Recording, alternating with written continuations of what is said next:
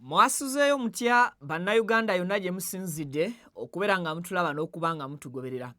Era kansuubire nti osibye bulungi okusinziira akadde k'olabiddemu vidiyo y'olunaku olwaleero. Banka enkulu eya Uganda giyite Bank of Uganda, olunaku olw'ejjo ng'ennaku z'omwezi 4 ku makya baabadde bamaze okuba nti bagibbye. Nkiddemu, banka enkulu eya Uganda olunaku olw'eggulo we bwakeeredde nga bamaze okubeera nga bakakasa amawulire g'okugibba, era poliisi yakoze ebikwekweto byayo okusobola okukakasa nti abo beeteebereza okuba nti baabadde emabega w'obubbi bwa banka eno bakwatibwa ku nkoona. Ekyennaku nti n'omwogezi wa poliisi mu bitundu by'e Kampala n'emiriraano omukyala Rachel Kawala bwe yabadde ayogerako eri ab'amawulire teyasobodde kubategeeza kituufu kireetedde kikwekweto kugenda mpaka ku bizimbe ebimu okugeza ng'ekizimbe kya Mutasa Kafeero okukola ebikwekweto ebyo ebyaleetedde abantu abasukka mu 20 okukwatibwa okusako n'ebimu ku byabwe okutwalibwa. Mu kaseera nga Uganda Police ng'eyambibwako amagye n'ebitongole by'ebyokwerinda eby'enjawulo nga bakola ebikwekweto ku kizimbe kya Mutasa, tebaatalizza bantu muli bakasitoma abasangiddwa ku kizimbe ekyo, yadde abo bannannyini bizinesi, yadde n'ezimu ku bizinesi zaabwe ze batembeeta oba ezimu ku products zaabwe ze batundira mu kizimbe ekyo.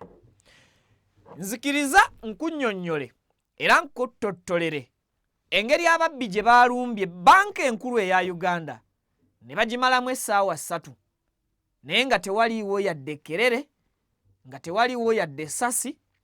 Ate era nzikiriza nkutegeeze nti obubbi obwakoleddwa ku Bank of Uganda bwagenze okumalirizibwa n'okutuusa essaawa za kaakati nga tewaliiwo luggi lwaleeteddwa ne lukubwa nnyondo nti balumenya. Obubbi obwakoleddwa bwe tugenda okutuuma Bank of Uganda Money Heist, ngenda kulondoolera n'obumu ku obwo obuzze bukolebwa, obunyaguluzi obw'ensimbi enkalu n'eziri electronic nga buyita butereevu mu banka eyo enkulu eya Uganda. Bye bimu ku bizimbe bye tukkiriza nti birina ebyokwerinda ebyewaggulu, era bye bimu ku bizimbe bye tukkiriza nti omuntu okuyingira okuva mu mulyango ogumu okudda mu gwokubiri n'ogwokusatu oteekwa okubeera ng'olina security clearance eri ku level ey'owaggulu. Naye weebuuze, bano ababbye banka baakikoze batya? Obutambi obukwatiddwa okuva ku CCTV cameras, ababbi bamekinze sure nti mu ntambula zaabwe tebabuleka mabega. Baategedde ekifo kye bagenda okubba nti kirimu ebyokwerinda ebya kamera, naye at the end mu bubbi bwabwe baalese nga bakavalinze tracks zaabwe, oba buli kantu konna akayinza okubaviirako okubanoonyerereza be baani, enfaanana yaabwe n'engeri gye baakozeemu obulumbaganyi oba obunyaguluzi munda mu banka enkulu eya Uganda babikavalinze. Bwe njogera ku kavalinga tracks zaabwe mba ntegeeza nti baggyeewo buli ky'osobola okutandikirako okubalondoola oba okubamanya, okuba identifyinga. Lwaki sisooka ne nkusaba vidiyo giweka like kigisobozesa okudduka ku speed etenkanika? And of course bw'oba totwegattangako mu butongole, nzikiriza nkusabe osubscribinge ku mukutu guno ofunenga latest updates ne latest information. Famawulire tubeera nago ge tulwawo kutuusaako tuba tukyageekenneenya n'okwongera okubaako bye tusima okubikuwa nga bijjudde. Nze Vicky bwe ntyo bwe ntandise olunaku olwaleero. Kakati banka enkulu eya Uganda olunaku lw'ejjo ng'ennaku z'omwezi 4 yakakasiddwa nti yabbiddwa. Kino abakulu okuviira ddala mu banka eno bakikakasizza mu kiwandiiko kye bafulumiza akawungeezi k'olunaku olw'ejjo nga bakakasa bannayuganda nga banka bwebbiddwa naye ensimbi z'eggwanga endala zonna ziri mu mbeera nnungi era bwe batyo ne basaba n'eggwanga Uganda okusigala nga bakakkamu olw'ebyo ebyagenze maaso ku banka eno. Katusooke tuyite mu kiwandiiko nga nkutottolera engeri bino gye byatandikidde. Yabadde banka nkulu yafulumizza ekiwandiiko kino era nga kiraga nga ennaku z'omwezi 4 omwezi ogwokutaano olunaku lwabadde lwa Mande 2026 nga banka enkulu etegeeza eggwanga nti ekyatuuseewo ekikolwa eky'obumenyi bw'amateeka eky'abantu abagenze maaso ku makya ne bayingirira ekitebe ekikulu ekya banka eno ekisangibwa ku Poloti 45 ku Kampala Road era nga ekizimbe kino ekiri ku oba banka eno offices zino eziri ku okuliraana State Square n'okuliraana Church House ku Kampala Road era nga ku luguudo lwa East African Development okuliraana era still East African Development Bank Tower waneeno ku Shimoni Road. Batutegeeza nti enjege eno yaguddewo nabo bennyini tebasobola kukkiriza nti yaguddewo olw'ensonga nti laptops oba kompyuta ekika kya laptop 7 zo zabbiddwa.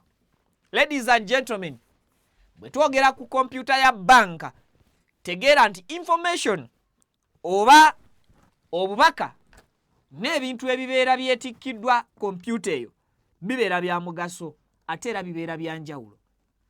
Bwetyo banka yategeezezza wokkirira wansi mu kiwandiiko ekyo nti computers 7 ez'ekika kya laptops zo zabbiddwa wabula ne bagumya bannayuganda ne bategeeza nti teteekeddwa kweraliikirira olw'okubbibwa kwa laptops zino newankubadde zibadde zirinako information ey'amaanyi. Bategeeza nti the matter is currently under investigations nti ensonga zino mu kaseera kano we bafulumiriza ekiwandiiko zabadde zimaze okukwasibwa abanoonyereza era nga banka etegeeza nti bank mu kaseera kano yategeezezza nti egezaako okukolagana butereevu n'ebitongole by'okwerinda eby'enjawulo okusobola okuggyawo n'okumanya ensibuko y'obubbi buno obwakoleddwa era nga bali mu kuba nti ebyokwerinda bali mu kubeera nti batekinga action, bali mu kuba nti bakola ebikwekweto ebigezaako okumanya ensibuko ya bino byonna. Bategeezeza nti ebimu ku binaddirira bajja kwongera okucommunicatinga butereevu ne public okugiwa amawulire era ne bategeeza nti twebale nnyo twebalire ddala nga public okwesiga banka eya Uganda wamu n'okubeera abakakkamu. Kakati ekyo kye kimu ku kiwandiiko ekikulu okuviira ddala mu banka enkulu ekikakasa nti banka eno yabbiddwa era bw'etyo banka neekakasa n'ebimu ku ebyo byegamba nti byagibbiddwako. Naye kati tugende mu ngeri obubbi buno gye bwapulaningiddwa n'engeri gye bwabaddewo. Tutandise bwe tuti. Banka ya Uganda bagibbyemu ekimu ku kyuma ekikozesebwa okuprovidinga internet mu banka eyo, akuuma ke tuyita ka router. Abakozesa zi wifi mumanyi bulungi akuuma ako. Kaba internet router ke babbye kabalirirwamu miliyoni 50. Bano babbye laptops 7 brands ezitannategeerekeka era nga mu laptops ezo 7 ezabbiddwa zaggiddwa mu commercial office oba mwemu office enkulu mu banka eno eya Uganda. Kigambibwa nti ababbi bano bayingidde banka nga bakozesa ebisumuluzo by'osobola okuyita master key oba ebisumuluzo ebiri duplicated. Bwe ngamba ekisumuluzo ekiri duplicated oli teyeetaaga kukwata kisumuluzo kye waggazizaawo njuuyo naggula enjuuyo. Afunira ddala ekisumuluzo naggula enjuuyo ne yeekejja n'afuluma n'agenda. Kakati abaalumbye Bank of Uganda baakozeseza duplicated keys ne bayingira munda mu banka. Kigambibwa nti ababbi baamaze essaawa ennungi 3 nga bali munda mu banka era nga bagezaako okutwala obudde bwabwe. Buno bwe bubbi obukyasinze mu byafaayo bya banka mu Uganda, mu byafaayo by'obubbi bwa banka mu Uganda obukyasinze okubeera obuteeketeeke. Nkuddiremu, buno bwe bubbi obukyasinze okubeera obuteeketeeke mu byafaayo by'obubbi bwa banka mu Uganda. Ate ng'ekyewuunyisa obubbi buno bwakoleddwa ku banka enkulu eya Uganda, emu ku banka esinga okubeera n'ebyokwerinda eby'amaanyi. Banka gye njogerako bannyabo ne bassebo ekuumibwa abasirikale okuva mu kitongole kya City, bayite aba Counter Terrorism Unit, abo abambala black.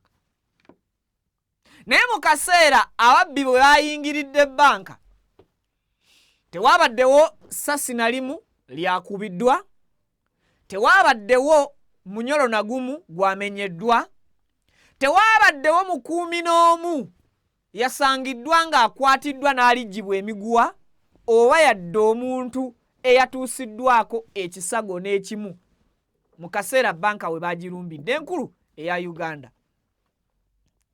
Ababbi we bagendedde okulumba banka, kigambibwa nti abamu ku bakuumi abava mu kitongole kya City Counter Terrorism Unit ababadde bateekeddwa okukuuma banka eno ate babadde baavudde ku mulimo nga tebasoose kutegeeza kubaddawo. Wuliriza, ababbi we bayingiridde, abamu ku bakuumi ba City oba abamu ku bakuumi ababadde bateekeddwa okubeera ku duty baavudde ku shift nga bannaabo abalina okuhanding over shift endala tebannaba kubanga batuuka. Era we twogerera police CPS mu Kampala yamaze dde okuba nga bane bajjako statement oba oli awo bannyonnyole kiki ekiyinza okuba nga kyabajje ku mulimo nga bannaabwe abalina okuhandinga shift tebannaba kubeera nga bajja okutuuka ku mulimu. Kyakubiri, ababbi bano we batuuse munda babadde bamanyi buli kamera weeri era nga bamanyi kamera kyekola nti ebakwata. Bagenze maaso munda n'okwonoona kamera, okuzisambasamba waggulu nga bazaasa. N'ebyo kamera bye zaabadde zikutte ezitaasobodde kwasibwa n'ezaayasiddwa nga tezinnayasibwa. Kamera zino we zitereka ebimu ku bintu oba ku data ebifaananyi ziyite saava. Ababbi baatutte obudde ne bafeffetta Bank of Uganda okumanya akasenge akalimu servers oba akasenge akalimu DDR ezikwata ne zitereka ebyo ebibeera birabiddwa ku ntambi oba ebyo ebibeera birabiddwa ku kamera. Ababbi ne baggula akasenge era ewatali kukamenya ne bajjayo saava eyo. Ladies and gentlemen, uliriza obuteeketeeke nti baalabye banka erina kamera nnyingi era almost kamera ezisinga zibakutte mu entry yaabwe oba mu kuyingira kwabwe, naye ne beebuuza era ne bapulaninga butya bwe basobola okuggyawo obujulizi bwa cameras ezibakutte nga bayingira banka. Cameras ezabakutte nga bakozesa ekisumuluzo ekyo kye tuyise duplicated key oba master key. Ne bayingira akasenge banka mwetereka servers zino, ne bagenda ne bajjayo server ladies and gentlemen, CCTV camera servers bakuliise nazo tebazoonoonye wabula bazibbye. Ezo ze zaabadde zisobola okulonkoma feesi zaabwe butya bwe zifaanana. Era CCTV camera servers baatutte kwe kwabadde obutambi buyite bu videos obubadde busobola okubalonkoma engeri ebikolwa gye baabiteeseteeseemu ne gye baabituukirizzaamu munda mu banka eya Uganda. Zezokka ezibadde zisobola okukakasa oba mu kuyingira kwabwe wabaddewo okuyambibwa kw'omu ku bakozi baabwe oba omu ku b'ebyokwerinda ababadde bateekeddwa okukuuma banka eno. Obutambi bagenze nabwo. Ekirala, ababbi bano ng'obubbi buno bali mu bukola kye basoose okubeera nga bakola at first sight basoose ne bajjako kye bayita internet bagisaze. Nemwe ekifo kye mbanyumiza mukimanyi kiringa ng'oli kugamba nti SFC eteekeddwa okukuuma president mu State House mu kaseera nga bakyusa shift mbwe ab'SFC abo basoose ne bava ku State House nga bannaabwe abalina okutwala shift ye ku makya tebannajja. Mbwera abantu bayingidde State House ne babba oba ne bamalamu essaawa 3 nga babbi bali mu State House. Kati njagala okubemu akafaananyi ebyokwerinda ebyo ebibeera ku State House. Omuntu okujja mu State House nga mukyamu n'amalamu essaawa 3. Soogera ku ddakiika 3 ba ladies and gentlemen. Njogera ku ssaawa. Essaawa emu erimu eddakiika 6. Eddakiika 120 z'essaawa 2 nga wonna tewaliwo alarm yateekeddwako nti mu banka eya Uganda mulimu obubbi obugenda maaso. Sente z'eggwanga zisibukaawo. Bano be baprintinga sente ze tukozesa. Era be bavunaanyizibwa okuggyawo sente enkadde eziba zikaddiye emmese yaziruma zajjako omuliro zigenda kuyulika ne ziddayo zibeereyo mu banka enkulu eya Uganda. Ladies and gentlemen, kakati ababbi bamenye ne bayingira ne bamalamu essaawa 3. Ebirala bye bakoze mu ssaawa 3 batambudde offices nga bagenda beggulira ewatali kumenya wola mpola nga bagenda beggulira buli munyolo. Babuzeeko kimundowooza kwetikka minyolo nagyo gisumulula gitwala. Bannannyini ebisumuluzo abalina okuggulawo okutuuka ku makya basange ng'eminyolo munnayo bateeka esumuluzo tewali. Gwate tugambe ki? So bano bayingidde offices ez'enjawulo nga beggulira, obusenge obw'enjawulo nga beggulira. Ekyamaze eggobya mu kibya be babbi bano okwagala okutuuka ku kasenge akaterekebwamu seefu enkulu. Security measures eziri ku seefu okugituukako. Ababbi Bank of Uganda, ladies and gentlemen, baziiseeko. They were cleared. Tetumanyi by who? Naye ababbi babadde bali smart. Working weak but smarter, not hard. Babadde banafu mu nkola yaabwe naye nga bakola smart okutuukiriza obunyaguluzi buno. Bwe batuuse ku kasenge akalimu seefu enkulu erimu ndowooza obutitimbe n'obutitimbe bw'eggwanga bw'ensimbi z'eggwanga, bagezezzaako ndowooza okukozesa ekisumuluzo kyabwe okuggula seefu eno, wabula tekyasobose. Seefu yabadde kaguje, yabadde eriwumite. Ababbi bagenze maaso n'okuba nga abatetenkanya seefu y'eggwanga, seefu n'egaana era bwe batyo bano basazeewo okubeera nga bava ku seefu. Bwe batyo ababbi ne bafuluma bbanka ne bagenda. Bayingidde nga tewali abakubye ku mukono, ne bafuluma nga tewali abakubye ku mukono. Bamazeemu essaawa 3 nga teri aba-interruptings oba abataataaganyiza kyakusatu. Bano essaawa ze bamaze mu bbanka tewali gwe baakosezza. Babbye laptops, internet router, camera server. Ebyo bisatu byagenze. Kakati poliisi we bwakedde ku makya neefuna amawulire gano nti banka enkulu emaze okubeera nga emenyebwa smart and smarter. Immediately abanoonyereza ba investigators abakugu ne bayingira ekizimbe kya banka enkulu ng'ate bo babagulidde bugulizi. Ladies and gentlemen, ababbi beggulidde, abanoonyereza babagulidde. Yes, ababbi beggulidde ne baddamu ne baggalawo.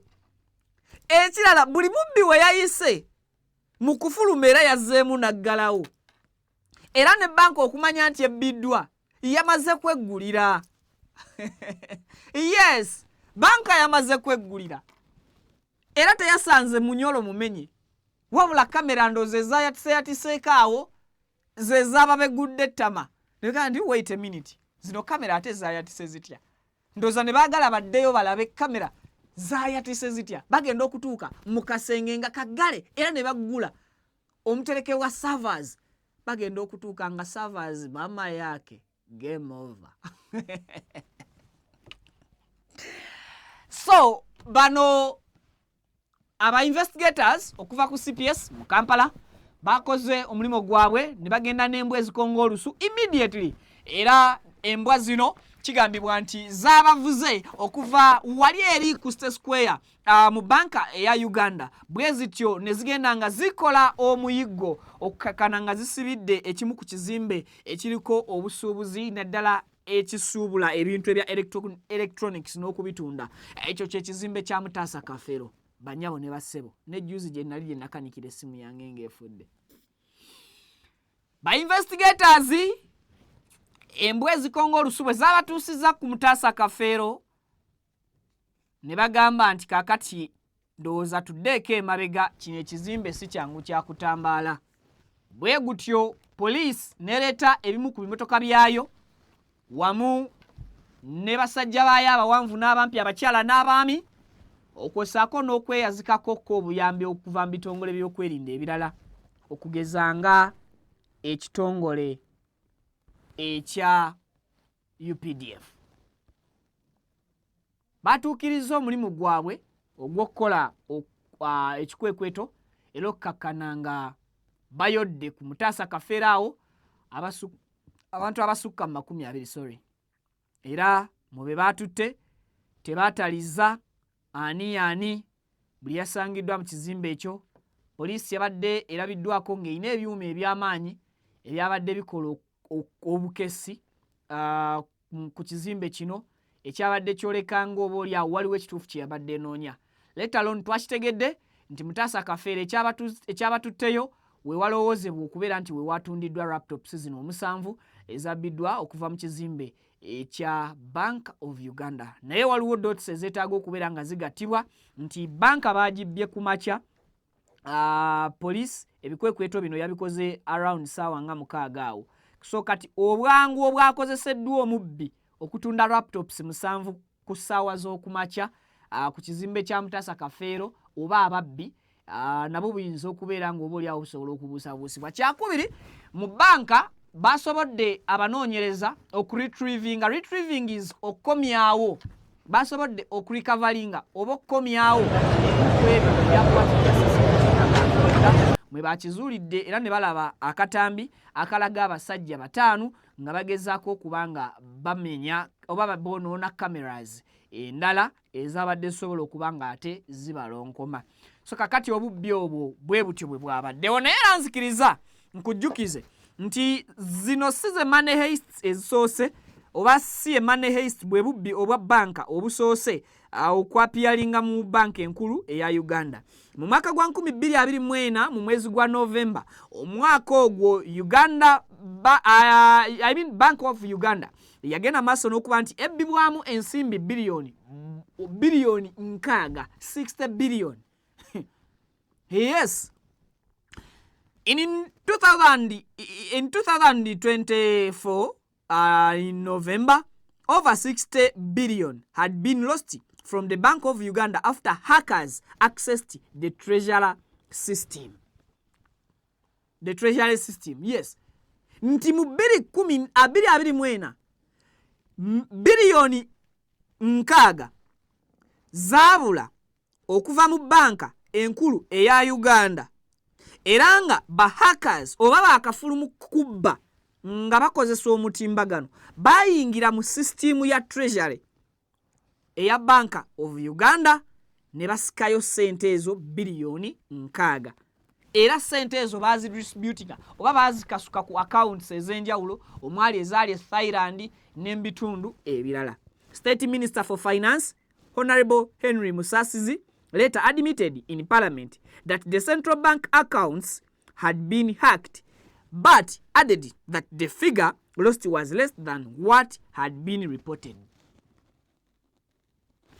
State Minister owa Finance Honorable Henry Musasizi yategeeza Parliament nti central bank accounts zaabwe zaayingirwa era bwe zityo ne zibbibwa ensimbi ezo ezisukka ne mu biliyoni 60 yadde bagamba 60 billion. Yes, State Minister yagamba nti sente zabbibwa zasukkawo. Era the Bank of Uganda Deputy Governor Michael Atigo Ego era nga kati ye governor while appearing before the committee on commissions ku Saturday, authorities and state enterprises COSASE kunaku z'omwezi nga 17 December 2024 said that the fraudulent transactions resulted from a fault order from the Ministry of Finance, Planning and Economic Development, leading to 2 debt service payments which were mistakenly paid to wrong beneficiaries in Japan. Sente zino ebiliyoni 60 akakodyo ke baayitamu okuzihakinga okuzibba nti zaali ziringa ezirina gye ziraga okusasula bbanja mu Japaani naye ng'abaana baali bayisaawo ddiiru.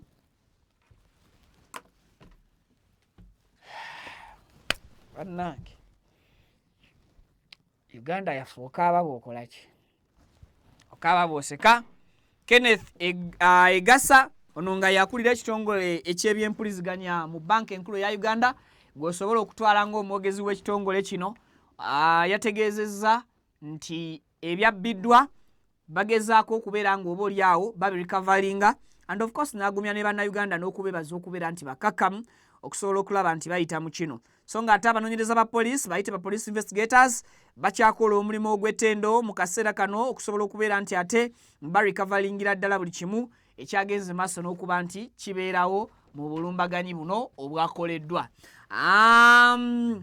Agambye nti waliwo abamu ku basirikale ono omukulu Kenneth Egasa akulira communications mu Bank of Uganda yagambye nti waliwo abamu ku basirikale ba city abaleseewo omulimu gwabwe baagayadde baalegezezzaamu kaawo era nga omulimu baaguvuddeko mu budde obwabwe nga tebunnaba kukola ki tebannaba kutuuka, which means nti wabaddewo reckless mu mulimo. Bwe batyo bwe baatubbye ng'eggwanga Uganda. Katusuubire nti sente ezabbiddwa mu bintu oba laptops, computers ezabbiddwa tezaabaddeko sente kubanga Bank of Uganda etereka sente eza cash etereka ne sente eziri electronic mu figures. Kikwetaagisa kukwata laptop no typing ta bilioni lukaga ku account Japan bilioni 3 tuzitutte tocho bilioni 2 tuzitutte ku account ya speaker speaker we Djibouti. So bwetaazi nga bw'obeera ku simu yo ng'olina ssente ziri electronic oyagala zizza mu cash, basobola okukola ensonga efaanaganako bwetyo ekintu ne kigenda kityo. So kati laptops ezabbiddwa tubeere assured nti teziriiko ssente za ggwanga ziri electronic nga basobola okuzikyusa oba okubaako we bazisindika nga bwe basobola okuhakinga ebyuma byammwe ne babba bilioni 6 bilioni 6 mu 2024. So please mumaking sure nti eggwanga mulitegeeza ensonga eggwe. So kano kabadde ka bwangu, it was a quick one okusobola okuwa update ku bubbi obwo obwakoleddwa. Tujja kwongera okuwa updates singa tunaaba tulina ekipya kye tufunye ku nsonga ya banka eno.